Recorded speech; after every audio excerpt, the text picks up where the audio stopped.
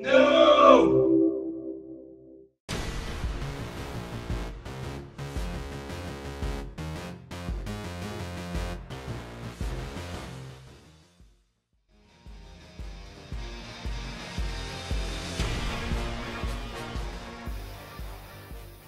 Hi, I'm Nick, the Creative Director and Founder at No, and here today I'm going to talk to you about Cubemen 2, which is the first game that we're publishing by another developer. It was developed by 3 Sprockets in Melbourne. And this first video I'm going to give you a quick overview of the various sort of features and functions of Cubemen 2 and take you into a quick defense game, and then I'll probably do a couple of other videos that are showing some of the other features and modes of the game. So here we are on the splash screen, and you can see that there's a bunch of different options down the right hand side. The Cubemen and the background at the back are all determined by your customization settings. So I've just put some very simple ones on at the moment, which is similar to how the game will boot up to begin with. But if you tap Customize, which I'll do now, you can go in and then start customizing. So you can see that you've got a choice between skins and level themes, and there's quite a variety. I'll just go through and tap on a couple so you can get an idea. So if I tap on Amethyst, you can obviously see that you've got a much more sort of crystalline and rock style going on. You've got Aztec, Central City, China, and then you've got some classic options. Crates, and then we'll just skip ahead a little bit. You've got the Highlands for a nice countryside. You've got some Minecraft inspired themes, and then right at the bottom you've got the more traditional ones that I was using to begin with. So I quite like the Minecraft ones, kind of suits the whole blocky nature of the game, so I'll put them on for just now. And then we can tap on unit skins, and again we've got a whole list of different unit skins there we can choose from. So we've got Scotsman, which is probably one of my favourites, Agents, Axis, we've got Cowboys, if I can pronounce that properly, Lumberjacks, Luchadors, who are quite cool, Ninjas, Orcs, and a whole bunch of different ones there. So you can obviously pick your favourite. So for today, I will go back up and we'll put on Scotsman to match my Scottish accent. You can also choose particular colours, so if you've got a particular favourite colour that you really want your Cubemen to be, then you can choose that, and that's what they'll be within all of the games. They might change depending on some of the, obviously if everyone's chosen blue, that's not going to work in a multiplayer match, so the game might very well sort out the colours itself to try and best match people, and you can specify the enemy units as well. So we'll leave him blue at the moment and go back. So here we are back at the main menu. You can see how it's changed to reflect my personalization choices. And we can now tap in, I'll quickly jump into settings. So you can see there's a whole bunch of different settings here. You can set the audio to output from the TV or the gamepad. Because I'm recording at the moment, I've put the audio to output on the TV. And then you've got a whole bunch of other little customization options, so you can really tweak how the controls and things feel for you. So let's jump into play. So when we get into play, there's 3 horizontal rows there, each serves a different purpose in the game. So at the top row is all the built-in modes and games that come with Cubemen 2 out of the box. So you've got 2 campaigns, the first one obviously being easier than the second one. We'd recommend you using the first one as kind of a tutorial, because it teaches you about each of the different units and sort of slowly drip feeds all of those to you. And then the second one is much harder, so it's kind of probably for slightly more skilled players or people who've got used to the way the game plays. You don't have to do those, but they're kind of nice training sessions, I suppose. And then you've got, to the right of that, you've got built-in maps. And you can tap on one of those to see more details, and you can obviously slide across the screen using the stylus to pan through the lists. The second row shows you levels that you've got from the internet. So I've already downloaded 3 of them there. So there's Block Fort, which is a very popular one, Sinkhole and Castle Wars. And then you can just tap, find more levels, and what it will do is it will connect online. So you need an internet connection obviously for this. And then it will start looking for more levels. And it will find the most recent ones, so ones that people have just made recently. It will find the more popular ones, which is the middle row, so the ones that have got the highest votes. And then it'll just choose a random selection from all the other 8,000 and above levels that have been created. So if you've got a particular desire to find a level, you can type in search, and you can search it by name. So maybe a friend's made a level and they told you the name of it, you can do a search for that. Or if there's particular themes or names, like tower is probably quite a good one to search for, then you can type that in and see what sort of results you get back to. So we'll go back, because I've already downloaded a few.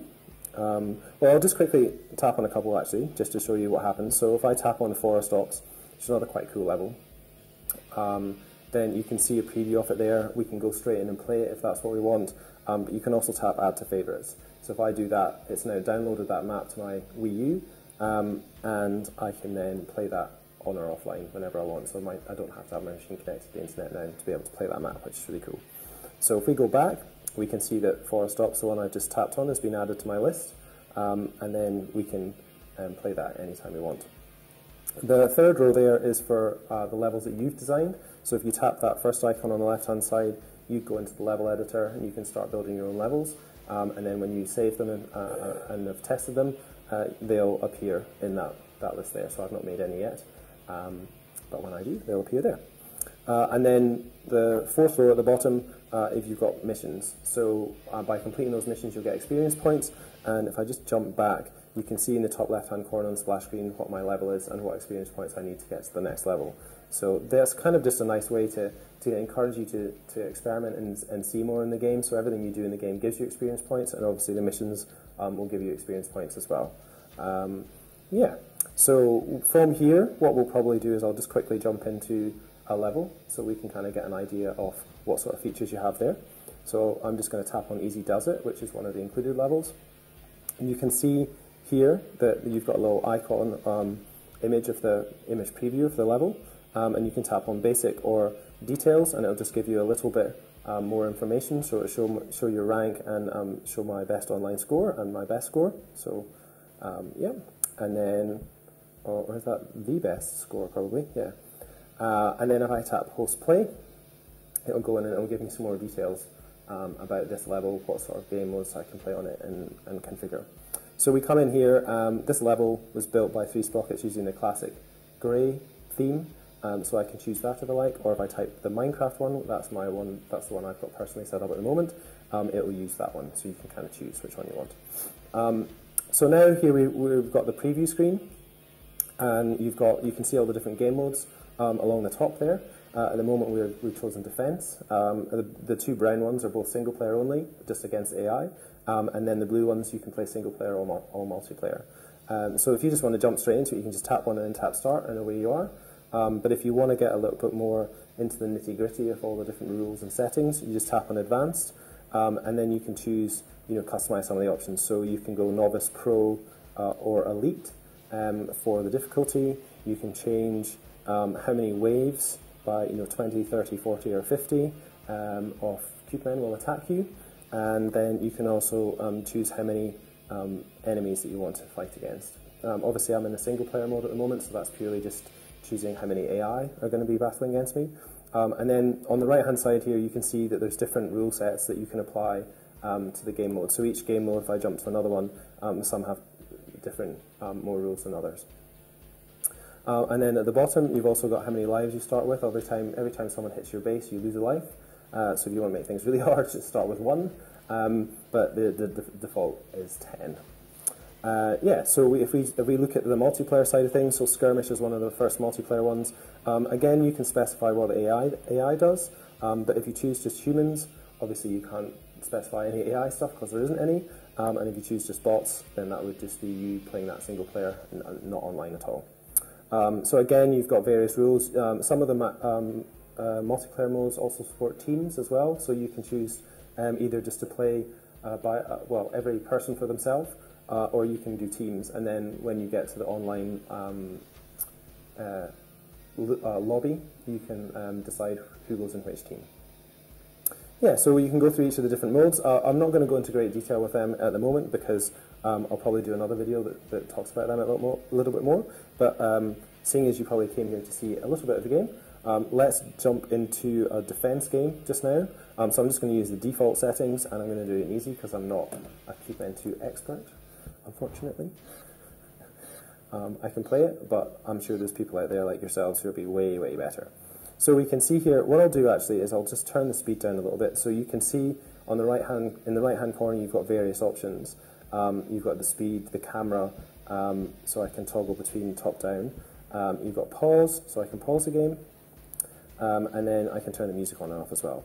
So the cool thing is, it's all designed, hold on, let me just zoom in and quickly tap on a couple of guys to place them, otherwise I'm going to get killed. So as you can see there, what I'm doing is I'm tapping on the unit, and that brings up its information, and then I can tap anywhere on the map as long as there's not a unit there already, and that will place that unit down. So I've quickly placed 3 guerrillas. They're the kind of cheapest unit type, sorry, and they've just got pistols, so quite basic, they're not that powerful, but they're really cheap and easy to kind of throw out there. So what we'll probably do is I'll chuck the guy with a flamethrower out there just so you can see a bit of difference, and then I'll start explaining how the controls and stuff work a little bit. So on the gamepad, all the controls are done by the gamepad, and you want to be using your stylus a lot. So if you just tap on the gamepad, you'll pan this tap and drag, you'll pan around. If you hold the left, I think you can hold the right as well if you're left-handed, but if you hold the left trigger button and then use the stylus, you can more, not pan, you can dolly the camera, so you can rotate the world a little bit. And then by using the D-pad, you can zoom in and out so you can get a better view. So that way you can kind of really start to move around the level and see where you want. And it's very handy in some of the more complex levels because you're going to need to jump around and place units. Obviously this is quite a simple map that we're playing at the moment. So I'll just show you some of the other enemy types. I'll pop down a Larry, and so he's going to come down here, and what he does is, if I tap on him, he's got freeze lightning, so he'll slow the guys down. I don't think his weapon's too powerful in terms of damage, but what it does is it slows him down a little bit and it allows your other guys and a little bit more time to attack him. You can also see when you tap on the unit, you get the radius, so that big blue circle there, that's where their attack range. So if an enemy is outside of that, they're not going to know that they're there, they're not going to attack him. They will turn and face automatically to the enemy and attack them as necessary. And I can reposition him just by tapping while I've got him selected, just tapping on various places on the map. You can also see down at the bottom, you've got his quite low health, so I'm just going to click on the next level. What the cool thing about that is it spends some of your cubes, so that's quite expensive. It levels them up and makes them more powerful, but it also replenishes their health. Now, where I've placed him is probably not the best idea because he's kind of out of the range of the rest of my guys, so I'm going to move him back because he's going to be standing there all by himself. The enemies are going to spawn and start attacking him, and he's got no backup. So the best tactic if I want to use him is probably move him forward and then tap on some other guys and bring them forward and really start to pummel the enemy. You'll also notice that there's a crate spawned just over here, this red crate. If I send one of my guys to that crate, he's going to go and pick it up, and I'll get the benefit of that. So in this case, Mega Pain, which means I've applied damage to all the enemies that are on screen in one fell swoop, so that's quite handy. The other thing you can see in the top right hand corner is we're on wave 7 at the moment, so that's the big 7 in the middle, and then what happens is you'll get a countdown, so you can see it at the moment. The red squares are counting down to when the next wave is going to begin, so wave 8 should hopefully begin in a second. And you can see the number of cubes I've got, which is 33, my score, I think, which is 3,000, my hearts, which is 10, which means no enemies have got to my base yet, which is cool, and that I'm playing in slow speed at the moment, just mainly because I'm trying to talk to you guys and play the game at the same time. But I can quickly show you, if I tap onto fast, you can see how the enemies will start spawning out. So if you think you've got a really good setup going on there, you've got all your guys really well configured, and you don't think you're going to need to do much more micromanagement, then you can speed things up and it will move through the waves a little bit quicker. So I've just done some more Mega Pain, which is awesome. But what you can see happening is the guys are coming out, they are starting to do damage to some of my units, so I can tap on each of them and you can see, well, they've just managed to kill 2 of my grills who've got the lower health. So I'll bring out a couple of other enemy types. So you've got Monty, who's got a mortar, and I might slow things down. Getting overwhelmed. So I'll bring out 2 mortar guys, and hopefully we'll get some more cubes in a second, otherwise I'm going to get killed. Yeah, so things start to ramp up from wave 10 onwards. You usually start to get progressively harder and harder enemies. The first couple of waves you probably just got people without guns, So they just need to hit your base and you'll still lose health, but they're going to be pretty easy to kill because they've not really got any weapons. And then as the waves start ramping up, you'll get more and more powerful enemies. They'll start coming out with the rockets and, well, the same sort of weapons that you can purchase basically. So I'm managing not to do too badly here, defending against these guys. I've got a little bit more money, so what I'm going to do is I'm going to put my mortar guy in the middle at the back there, and he can start firing over things. And then I'll speed up time a little bit, just so we can get forward through here a little bit more. We're on wave 11.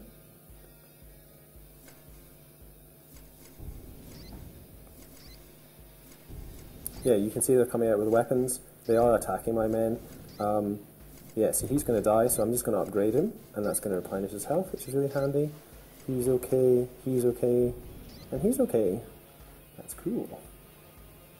Right, so I've got a little bit more cash, so I'm going to tap on grill, and I'm going to send them to this box here, because that's going to inflict some mega pain, and hopefully if I time that right, yeah, it kills all those guys in one go. At the bottom, so you can see each of the enemies, like traditional tower defense, you've got the more powerful units are more expensive. So obviously like Sid, who's a sniper here, costs 70. You've also got these really cheap units, and they're quite unusual. I've not really seen them in a tower defense game before. So you've got Wally. I'm not going to use him tonight because he's not really going to benefit this particular game. But where you place him, he turns into like a solid block. And it's really good for funneling enemies. So in some of the maps, what you can do is you've got like 2 or 3 bases. You can use Wallies to funnel all the enemies so they come through a common route, and then you can start placing your men in really tactical positions to take them on. Oh, I'm getting nailed. And then you've got Milo, who's a mine. So both Milo and Wally are both one-shot. So when you place a Milo or a Wally, they will turn into either a mine or a blocking unit. Oh, let me turn this down a little bit. And they will they will turn into a mine, and if anyone walks over that mine, they'll take damage, and then the mine will be gone, and then you'll have to spend more money putting another one. So they can be handy in some instances. They are very cheap, which is good, but they're only single use, so you've kind of got that trade-off there. I'm back to 3 men again. Oh, they're coming out firing rockets. This is where it starts to get a little bit harder. I can't lose. That'd be very embarrassing.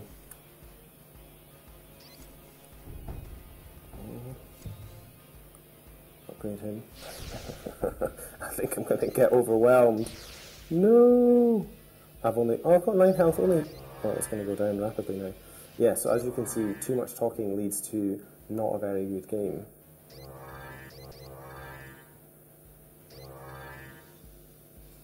So unfortunately I've lost this game.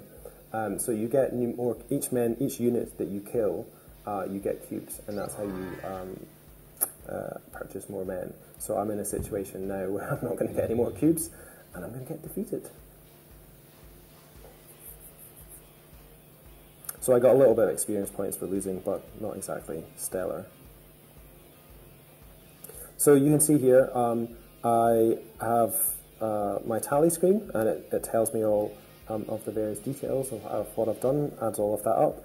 You also get medals based on your progress, so I've managed to achieve a silver medal despite losing.